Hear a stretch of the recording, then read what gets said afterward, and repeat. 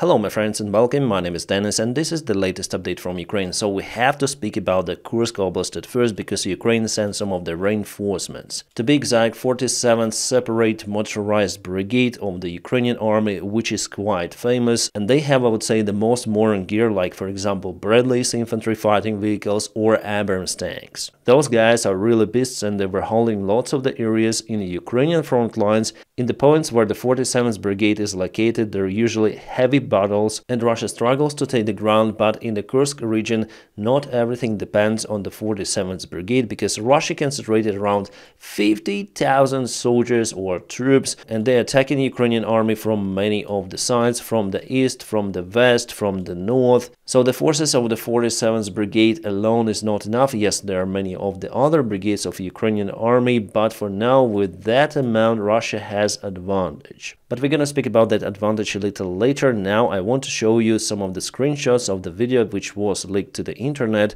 by the 47th Brigade itself. So here we have Bradley. As you can see, it has some sort of the autumn camouflage green with a yellow or sand color. It also has some certain drone protection and it was operating against the Russian infantry. They were hiding in the local forest lines, but guys, I cannot show you this video fully. It is available just on my Telegram because I had to restrict this content for YouTube because of that censorship. What can I say? That Bradleys are absolutely fantastic vehicles. They're awesome. I would say the best vehicles during this war. Because you know, after all, tanks are clumsy, but Bradley is very maneuverable. It has superb power. Yes, its cannon is small, but it is really capable. Especially if we speak about the infantry forces or the light armored enemy vehicles like BMPs or BTRs. No Russian analogs, even BMP-3 is able to compete with Bradley. Bradley is just awesome. So here we have the successful operation of the 47th Brigade. They done their job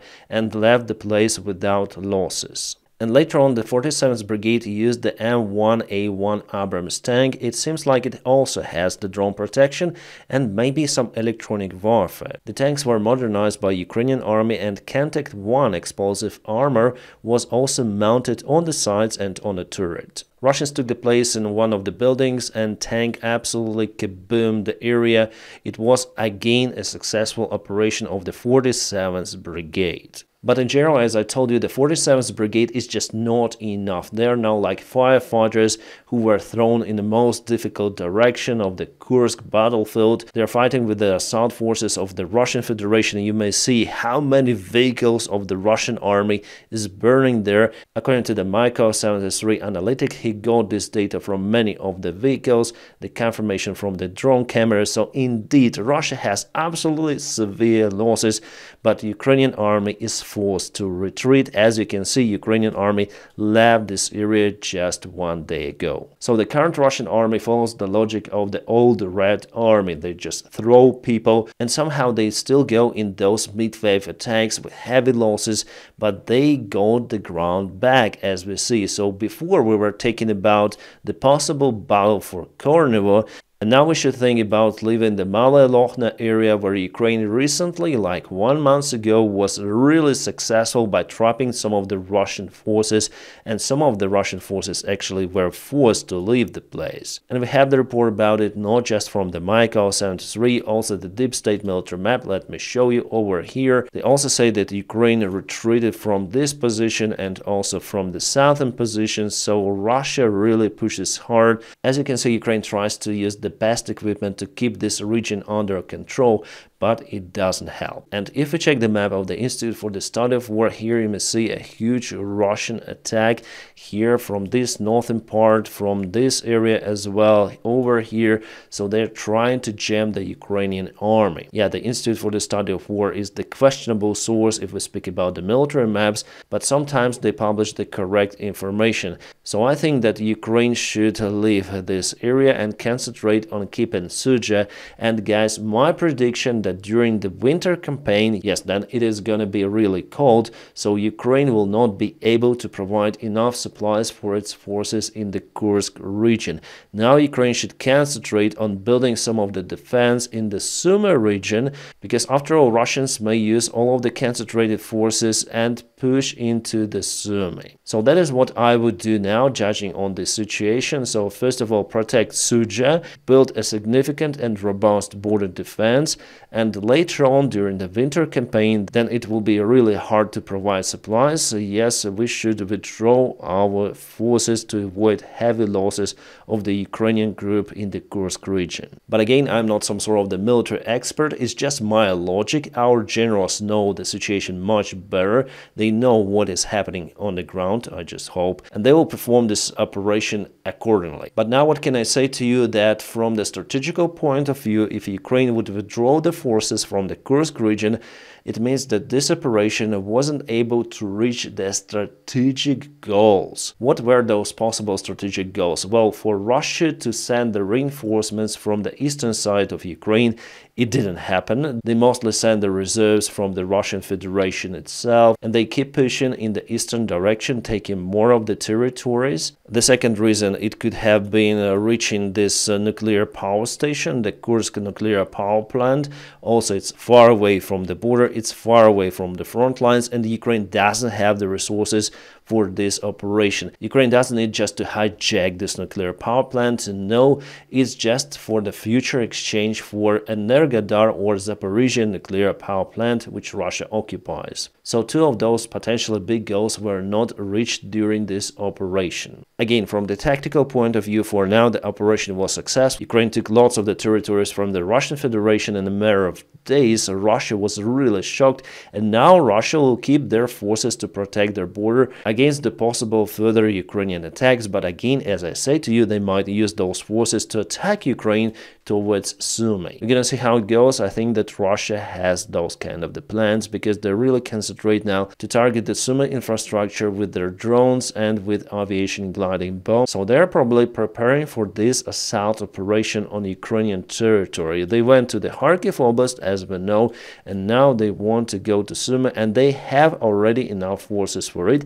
They just need to push Ukraine out. That's why it's very important to build robust defense. So from my perspective, as I see this Kursk operation, it couldn't be that winning point for Ukraine after all. Yes, we were shocked, we were really cheerful, then it happened, no one expected that. All of the red lines were crossed, but at the same time Ukraine hasn't obtained any permission to use the long-range missiles at the long range on the territory of the Russian Federation. I think that Ukrainian government together with Zelensky expected that decision to arrive after Ukrainian army entered the Kursk region. Plus, as we see, for now Ukraine absolutely doesn't have the resources to continue this operation in Kursk. I mean, every sort of this operation should have logic and for the further growth, evolution. So what we see here, that Ukraine went to total defense, Russia took initiative, and it is quite logical that after all Ukraine would have to withdraw the forces from the Kursk region. It would be just a miracle if Ukraine would continue the attacks in the Kursk region. But again, my friends, it's just my opinion based on the military map reviews for more than 2.5 years, almost 3 years will be soon.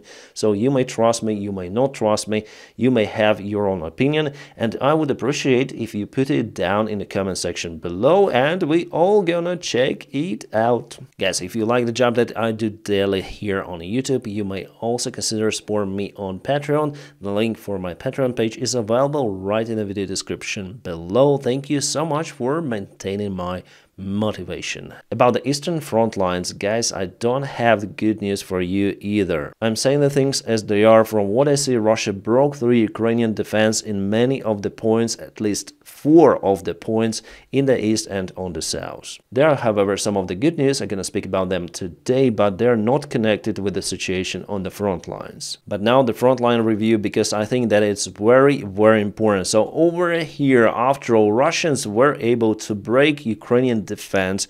They've took control over this road, and they reached the Oskil River mainly. Yes, it's the gray area, but simply they can't the Ukrainian supplies, so they divided the Ukrainian army in 2 big sectors. Well, I get comments that Ukraine is unable to send the supplies. No, Ukraine is able to send the supplies, but it's headache now. From the Kupiansk city, it's still fine, the bridge is there, so Ukraine may send the reinforcements and it may rotate, like army rotation, troops rotation. So the supplies are maintained, everything is more or less in a good shape in this northern sector. Russians will not collapse this bridge because they think that they want to assault. So they need to keep the bridge for their army. That's their intention. That's what they do. They allow Ukraine to supply its army because they don't want to collapse the bridge. Because the maximum for their army will be over here. I get the comments that the Ukrainian army is trapped here. It is trapped. It's a big trap, but no. Two ways actually. Kupiansk City Bridge, or you may build some of the pontoon bridges. As for example, Ukraine does somewhere in this area where Russia collapsed many of the bridges. So here, this area on the south, the bigger one, is more vulnerable. The supplies are not that regular from what I understood based on the supply lines. Here you don't have lots of the settlements, and the roads, well, those are secondary or thirdly, if we may say. During the winter time, it will be hard for Ukraine to supply this entire region. Mostly supplies were happening from Kupiansk using this road, which goes all along the Oskar River, but here Russians already blocked the way. So it's the threat I was speaking about for a long time. Around 1 month ago, I told about the slight Russian movement, but here, as you can see, they were able to break the Ukrainian defense and get themselves to the Oskar River, which will disturb supplies for sure. And the war is unfortunately or fortunately is about supplies. One more area where Russians were able to break through Ukrainian defense is the Chasiv Yar. I spoke about this direction for a very long time. Well, actually I spoke about this one, the forest, but Russians broke through almost the same point. They went across the river over here, and now I think that they will move their vector northbound to attack the city from the south. Oh, I'm changing the color, guys. So here is their vector, future vector of the attack, and also they continue to push with some of the forces straight towards the city. Also, they broke through Ukrainian first defense lines. Well, from what I know, here forces are not that capable. The main capable Russian forces were sent through this direction. I think that I told about this scenario around 5 months ago, showing you those maps with this forest, which could be a good backup for the Russian army, but the direction is the same, so Ukraine should have used the time to prepare defense in this region, but the defense, as you can see, is already fracturing, it's breaking apart, so Russians will go to the Chasiv Yar, it's 100%. Russia expedited the tempo of their attacks and how fast they take the ground. It hasn't been like that since the beginning of 2022. Yes, they do it with the losses, but at the same time, honestly guys, I'm kind of shocked of what we see on the front lines. Well, let's say it's not the catastrophic situation for the Ukrainian army, but I don't see the perspective, close by perspective for Ukrainian army to break this situation in its favor. We see that motivation of Ukrainian army dropped down, it's 100%. I'm speaking about it as it is. The military support of Ukraine in general, if we speak, is fading. Yes, Ukraine obtains the military support, but not as much as it was previous years, and it all depends on the election results in the United States of America. Definitely there could be a big change in the policy towards Ukraine, towards support of the Ukrainian military, which is kind of the concerning as for me. Guys, I'm always supporting Ukraine, always supporting our guys who fight on the front lines, but I have to tell you the truth on this channel. So the truth, as you can see, it's not really that good for now. So Russians broke through Ukrainian defense in the Chasiv Yar. I was expecting that, and finally it happened, unfortunately. The tourist direction the Russia bogged down, but now they attack from this side, so let me show you. It was yesterday, today, and they expand the gray area, so potentially there is the risk for Ukrainian army in this sector of the city. Right now, the Pokrovsk front lines, Davydov, the biggest settlement on the way of the Russian army to reach Pokrovsk from this direction, and they absolutely need to take this under control to propel forward to Pokrovsk. It is a crucial point for the Ukrainian army, and unfortunately we have some of the not good news. So Russians moved closer to the city. They use aviation bombs, as you can see on this military map presented by the Michael 73. He does a really good job analyzing all of the situation, as you see. So actually, before Russians were repelled from this area, but now they concentrated the reinforcements and were able to take the ground back. Ukraine managed to destroy one of the bridges over this road, so it is now unable to be used by the Russian advancing army. That's why they concentrate on the northern direction, and also they will try to assault from the south and further from the north. As for the settlement itself, as you can see here, it's more or less the private sector, and the main buildings are located on the northern side. That is the aim for the Russian army, so they're heading towards this entire area. So there you may find some of the robust defense, some of the basements for the infantry. You may build some of the front hospitals underground, maybe some of the supplies, the shells could be placed in some of the basement, but here you'll not find that stuff, well, rarely find this stuff. And as you can see from the deep state military map, Russians also advance from this direction, so the situation, I would say, is not good in Selidova. We have the reports from our military officers who are located in the place that the situation is not really good. Russia sends lots of the reinforcements. They're really oriented to take Selidova as soon as possible. Well, in Pokrovsk direction, Ukraine used the Leopard 2A4 tanks. The good thing about the tank is its range and precision, so it was capable to hit the Russian convoy really hard, demolishing many of the armored vehicles. Yes, they were really hit hard by a single Leopard 2 tank, and the Russians could do anything with that Leopard because the range of their tanks, of their guns, is lower compared to Leopard, so Leopard was quite capable demolishing the Russian convoy, and it is the advantage of the Western-made weaponry. It is much better compared to the Soviet-made or to the Russian-made. That's why actually Ukraine has much less losses compared to the Russian army, so our guys are always able to cause the enemy severe losses because the artillery fires for the longer range and very precisely. Tanks are awesome. Everything is good which is made in the West, if we speak about the weaponry. On the other hand, Russia has lots of the units, so they're like this Zerg army, if we speak about this strategy game, StarCraft, which I used to love to play when I was a kid. But this strategy actually works for the Russian army and as the same as it was in the game, so I like to play for Zergs because they were stupid, they were underpowered, clumsy, with low armor, but I may build tons of them at once and attack the enemy, and of course by doing so you'll be victorious in a very short time. So Russia has more equipment compared to Ukrainian army, and that's how only they are able to take the ground from Ukrainians. And one more risky situation for the Ukrainian army is over here in all of those villages.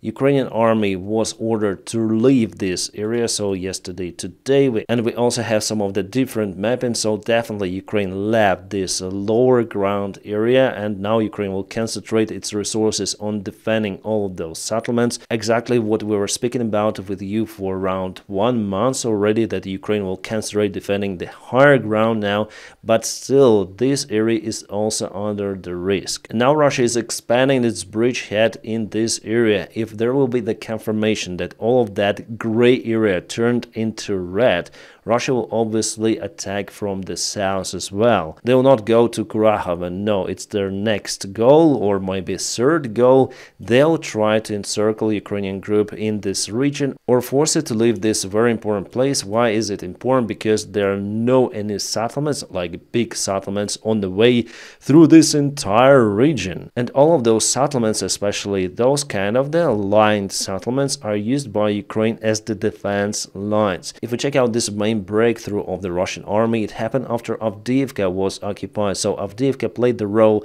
of this defense settlement. And next to it there was the line of the Ukrainian settlements where the defense line was built, and after Russians broke through Berdichi, it was almost free way for them to advance further and further. So without the properly built defense lines, with just those small settlements, Ukraine doesn't have the variant to stop the Russian army. So after they break through those villages, they may advance to this area where, as you see, no any settlements here. The fields, and they may go to Pokrovsk from the south in the future. So they may leave Pokrovsk for now to advance in this sector, and only after it they may go to Pokrovsk. It is like one of the variants, and here they also play the similar game. So Russia will advance towards those fields. They just need to cross this river, and for it they need to capture some of the villages on the way. Plus, as we know, in Buhledar, Russia broke through the Ukrainian defense, and now they will advance towards north.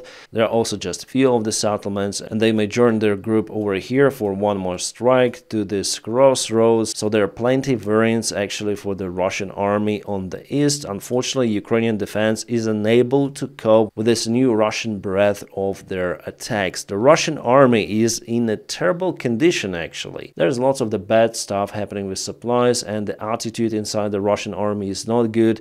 But as I said to you, as those Zergs, they're going and going. This machine could only be stopped with a major strike towards the Russian supplies, and for that we need the long-range weaponry. And also many more resources for Ukrainian army in general. Also in Surkana, this Russian flag together with the North Korean flag was spotted. By the way, this is the area where Russia lost lots of the troops. They were trying to get uphill, and finally it seems like they managed to do so. Why the North Korean flag is there, maybe it's just a provocation for now from the Russian side. Well, Ukraine reported that there could be some of the North Korean soldiers already fighting on the occupied Ukrainian territory. We have this information from the military intelligence, the chief commander Budanov, but there were no proofs given. What we know for now that the most part of the North Korean soldiers are now in training in the Russian bases inside Russia. What the United States officials are saying about the North Korean soldiers is they are now checking the facts about them being on the territory of the Russian Federation or on the territory of the occupied Ukraine. So they still fail to admit that definitely it is happening, even though there were many of the videos already published in the internet with the North Korean soldiers. There was the report from the South Korean intelligence services that definitely North Korea sent their troops. All of the media is speaking about it, but politicians, okay, we're checking the facts. Yeah, we are quite concerned that North Korea is sending its army to freaking Europe. How to say this word about the more politician in English?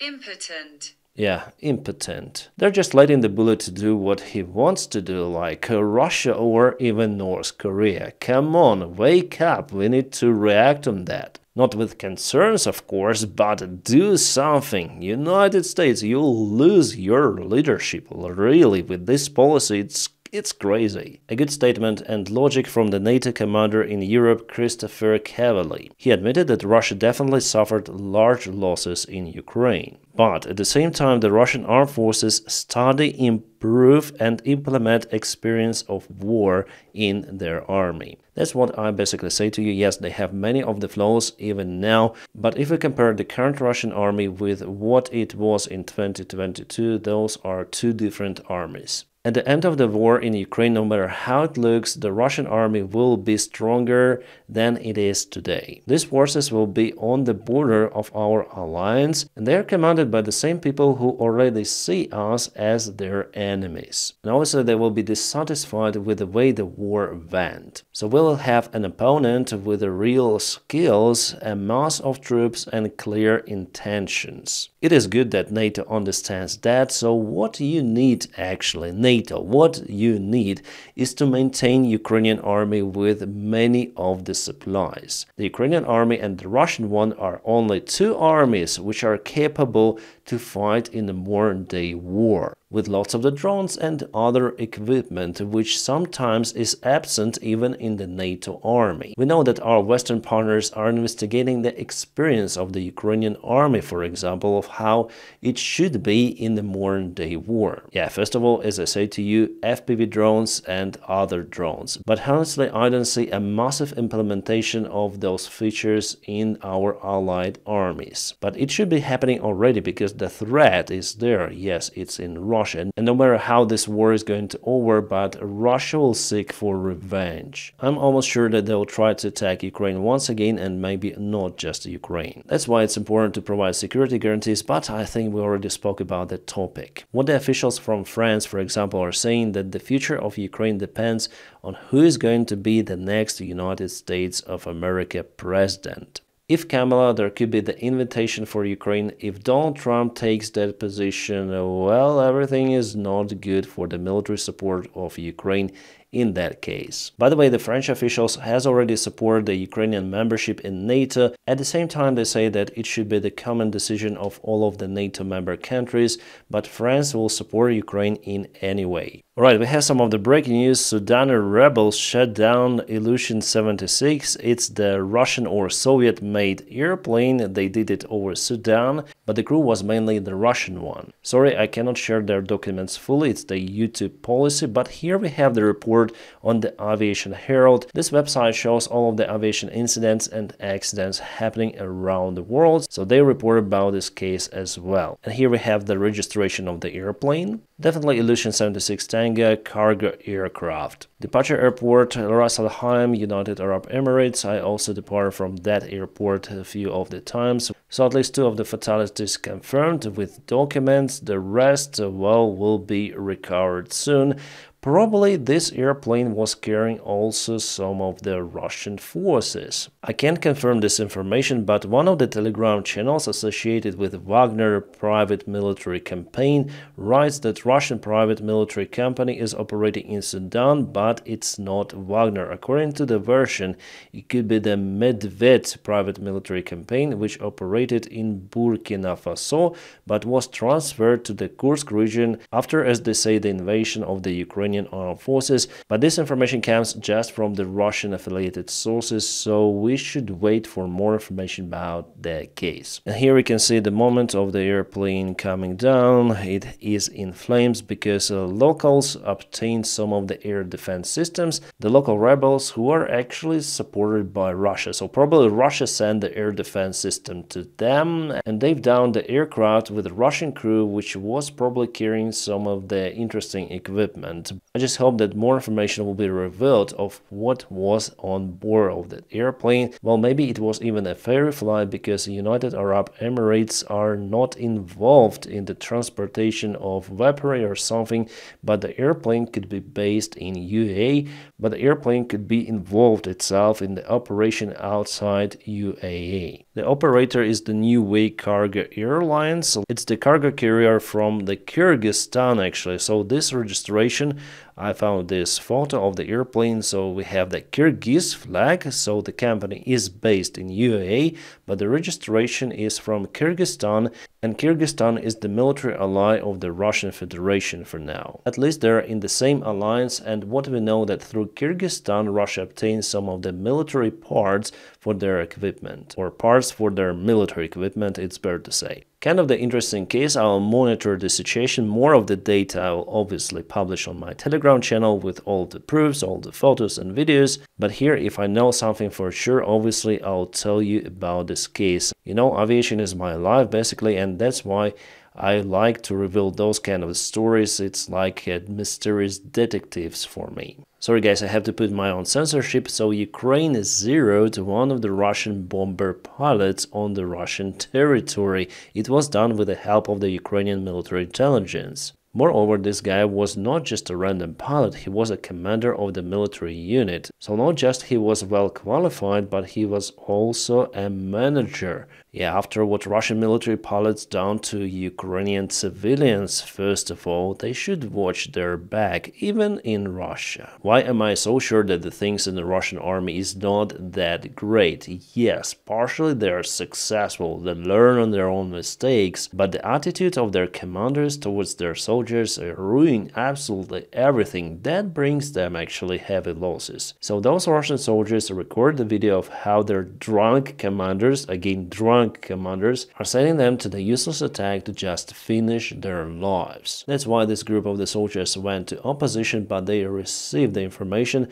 that the Russian command already told to zero them. And this guy is saying they're targeted from the Ukrainian side, and now they're targeted from the Russian side. They don't know what to do, but they're not going to commence a suicide mission. And guys, there are tons of videos like that. It's not just this case. This is, let's say, a selfie of the Russian soldier filmed from the drone camera of a Ukrainian drone, and you may see that he has lots of the equipment. So still they have lots of the supplies. But at the same time, it's not for everyone, so Russia uses the combination of the well-equipped soldiers with those kind of the under-equipped, usually ex-Russian prisoners who are just sent in the forward mid-wave attacks. By the way, this guy surrendered, and he also told about the stupid Russian military command. At a parry about the possible negotiations between Ukraine and Russia, which could be forced by Donald Trump if he gets elected. Here I do support the outcome of this article, saying that Putin is not willing really to negotiate no matter who will be elected. If Putin thinks that he is able to achieve his military goals in Ukraine, even with heavy losses, he will just continue this war, and Trump, well, he will not play any sort of the role here. The only thing which can stop Russia and Putin, that Putin shouldn't see the perspective of his war actions. He should see a prompt reaction of our allies supporting Ukraine with the long-range missiles, with the short-range missiles, with everything. He should see that the Russian army is not successful on the front lines, that Ukraine is not retreating but counterattacking successfully. If you want even to negotiate with Russia, you need to achieve that result at first. Otherwise, Ukraine will negotiate from a very weak perspective, and it is absolute no-go. Right guys, I hope you enjoyed this video, and as always, I wish you all a peaceful sky wherever you are, and have a great time.